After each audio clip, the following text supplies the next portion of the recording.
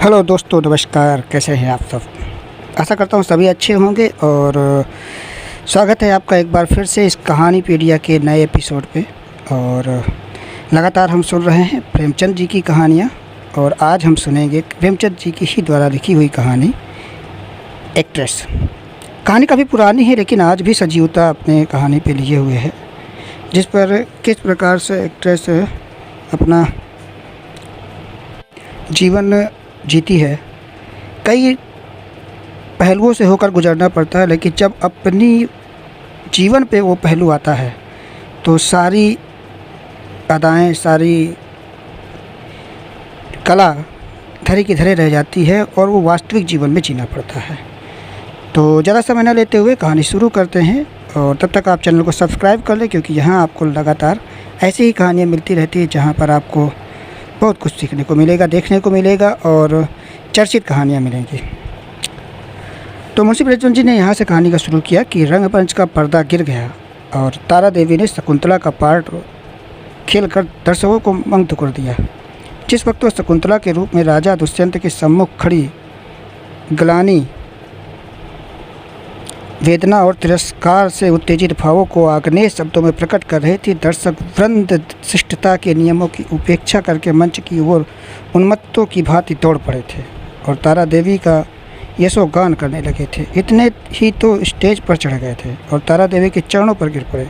सारा स्टेज फूलों से पट गया, आभूषणों की वर्षा होने लगी। यदि उसी क्षण मेनका का विमान नीचे न आकर उसे उड़ा न ले जाता तो कदाचित उसे धक्कम धक्के में 10-5 आदमियों की जान पर बनाती। मैनेजर ने तुरंत आकर दर्शकों को गुण आग्रहता से का धन्यवाद दिया और वादा भी किया कि दूसरे दिन फिर वही तमाशा होगा। तब लोगों को मोहान मात शांत हुआ, मगर एक युवक उस वक्त भी मंच पर खड़ा रहा। लंबे कद का था, तेजस्वी मुद्रा, कुंदन सा वह देवताओं का स्वरूप। कटी हुई देह, मुख से एक ज्योति सी उत्स्फुटित हो रही थी। कोई राजकुमार मालूम होता था। जब सारे दर्शकगण बाहर निकल गए तो उसने मैनेजर से पूछा, क्या तारा देवी से एक क्षण के लिए मिल सकता हूँ? मैनेजर ने उपेक्षा के भाव से कहा, हमारे यहाँ ऐसा नियम नहीं है।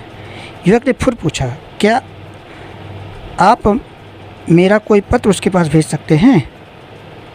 मैनेजर ने उसी उपेक्षा के भाव से कहा, जी नहीं, क्षमा कीजिएगा, यह हमारे नियमों के विरुद्ध है।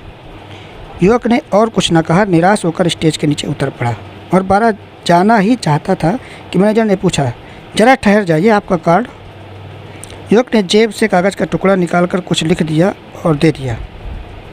मैनेजर ने पुर्जे को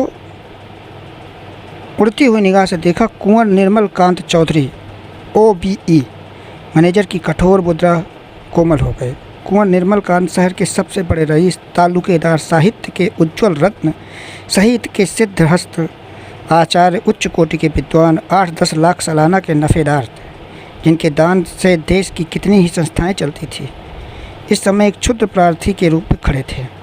मैनेजर अपने उपेक्षा भाव पर लज्जित हो गया। विनम्र हो शब्दों में बोला, क्षमा कीजिएगा, मुझसे बड़ा अपराध हुआ। मैं अभी तारा देवी के पास हुजूर का कार्ड लिए जाता हूँ। कुंवर साहब ने उससे रुकने का इशारा करते हुए कहा, नहीं, अब रहने ही दीजिए, मैं कल 5 बजे आऊँगा। इस वक्त तारा देवी को कष्ट होगा, यह उनके विश्राम का समय। मैनेजर, मुझे विश्वास है कि वो आपकी खातिर इतना कष्ट सहर्ष से सह लेंगे। मैं 1 मिनट में आता हूँ। किंतु कुंवर साहब अपना परिचय देने के बाद अपनी आतुरता पर संयम का पर्दा डालने के लिए विवश थे। मैनेजर ने सज्जनता का धन्यवाद दिया और कल आने का वादा करके चले गए। तारा एक साफ सुथरे सजे हुए कमरे के मेज पे सामने किसी विचार में मग्न बैठी थी। रात का वह दृश्य जिसकी आंखों के सामने नाच रहा था। ऐसे दिन जीवन में क्या बार बार आते हैं? कितने मनुष्य उसके दर्शनों के लिए विकल हो रहे हैं, बस एक दूसरे पर फाट पड़ते हैं। कितनों को उसने पैरों से ठुकरा दिया, हाँ ठुकरा दिया था, मगर उस समूह में केवल एक दिव्य मूर्ति अविचल रूप में खड़ी थी। उसकी आंखों में कितना निर्भीक गंभीर अनुराग था, कितना दृढ़ संकल्प। ऐसा जान पड़ता था मानो दोनों नृत्य उसके हृदय में चुभे जा रहे थे। अभी मैनेजर ने उसको कुछ भी नहीं बताया था। आज फिर उस पुरुष के दर्शन होंगे या नहीं, कौन जानता है। लेकिन यदि आज उसके दर्शन हुए तो तारा उनसे एक बार बातचीत किए बिना न जाने देगी। ये सोचते उसने आईने की ओर देखा। कमल का फूल सा खिला हुआ था। कौन कह सकता था कि यह नव विकसित पुष्प 33 बसंतों की 12 बहार देख चुका है। वह कांति, वह कोमलता, वह चपलता, वह माधुर्य किसी नव यौवन को लज्जित कर सकता था। तारा एक बार फिर हृदय के प्रेम दीपक जला बैठी। आज से 20 साल पहले एक बार उसको प्रेम का कटु अनुभव हुआ था।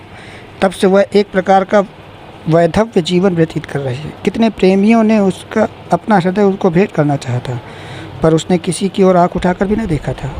उसे उनके प्रेम में कपट की गंध आती थी। मगर आज उसका संयम उसके हाथ से निकल गया। एक बार फिर आज उसे हृदय में उसी मधुर वेदना का अनुभव हुआ जो 20 साल पहले हुआ था। एक पुरुष का सौम्य स्वरूप उसकी आंखों में बस गया, हृदय पट पर खिंच गया। उसे वह किसी तरह भूल न सकी। किसी मनुष्य को उसने मोटर पर जाते देखा होता तो कदाचित उतना ध्यान न करती, पर उसे अपने सम्मुख प्रेम का उपहार हाथ में लिए देखकर वह स्थिर न रह सके। सहसा दाई ने आकर कहा, भाई जी रात की सब चीज़ें रखी हुई हैं, कहिए तो लाऊं? तारा ने कहा, नहीं मेरे पास चीज़ें लाने की ज़रूरत नहीं, मगर ठहरो, क्या क्या चीज़ें हैं? एक ढेर का ढेर तो लगा है बाई जी, कहाँ का तक गिनाऊं? असरफियाँ हैं, ब्रूचेल पाल के पिन, बटन, लॉकेट, अंगूठियाँ सभी तो हैं। एक छोटे से डिब्बे में एक सुंदर हार है। मैंने आज तक वैसा हार नहीं देखा था। सब संदूक में रख दिया है। अच्छा, वह संदूक मेरे पास ला। दाई ने संदूक मेज पर रख दिया। उधर एक लड़के ने एक पत्र लाकर तारा को दिया। तारा ने पत्र को उत्सुक नेत्रों से देखा। कुंवर निर्मल कांत OBE। लड़के से पूछा, ये पत्र किसने दिया? वह तो नहीं जो रेशमी साफा बांधे हुए थे।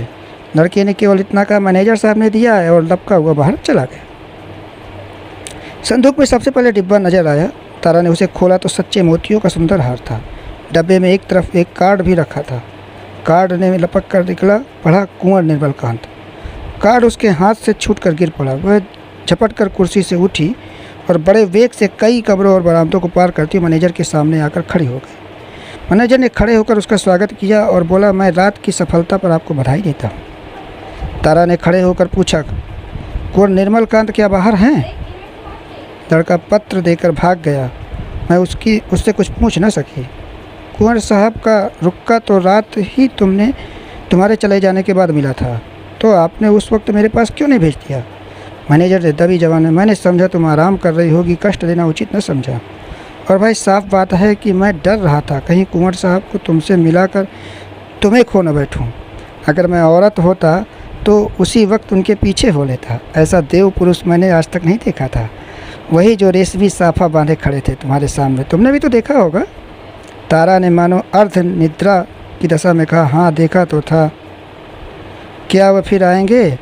हाँ, आज 5 बजे शाम को। बड़े विद्वान आदमी हैं और इस शहर के सबसे बड़े रईस। आज मैं रिहर्सल में ना आऊँगी। कुंवर साहब आ रहे होंगे।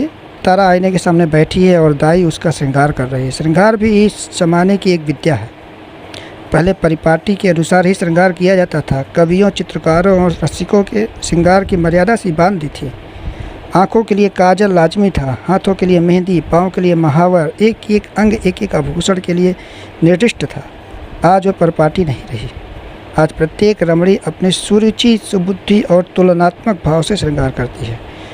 उसका सौंदर्य किस उपाय से आकर्षकता की सीमा तक पहुंचा सकता है, यही उसका आदर्श होता है। तारा इस कला में निपुण थी। वह 15 साल से इस कंपनी में थी और एक समस्त जीवन उसने पुरुषों के हृदय से खेलने में व्यतीत किया था। किस चिवतन से, किस मुस्कान से, किस अंगड़ाई से, किस तरह केसों के बिखेर देने से दिलों का कत्लेआम हो जाता है, इस कला में कौन उससे बढ़कर हो सकता था। आज उसने चुन चुनकर आजमाए हुए तीर तर्कस से निकाले और जब अपने अस्त्रों को सज कर वह दीवान खाने में आई तो जान पड़ा मानो श्रृंगार का सारा माधुर्य उसकी बलाएं ले रहा है। वह मेज के पास खड़ी होकर कुंवर साहब का कार्ड देख रही थी। उसके कान मोटर की आवाज़ की ओर लगे हुए, तो वह चाहती थी कि कुंवर साहब इसी वक्त आ जाए और उसे इसी अंदाज में खड़े देखें। इसी अंदाज में वो उसके अंग प्रत्यंगों की पूर्ण छवि देख सकते थे।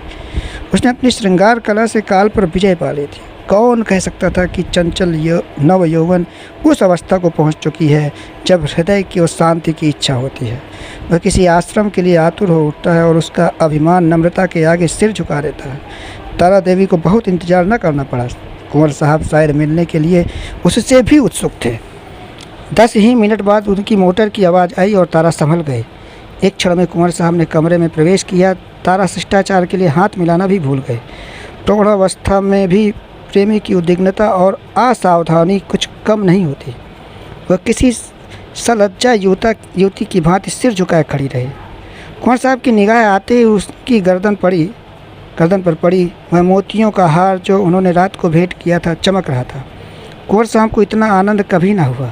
उन्हें एक क्षण के लिए ऐसा जान पड़ा मानो उनके जीवन की सारी अभिलाषा पूरी हो गई। बोले, मैंने आपको आज इतने सवेरे कष्ट दिए, क्षमा कीजिएगा।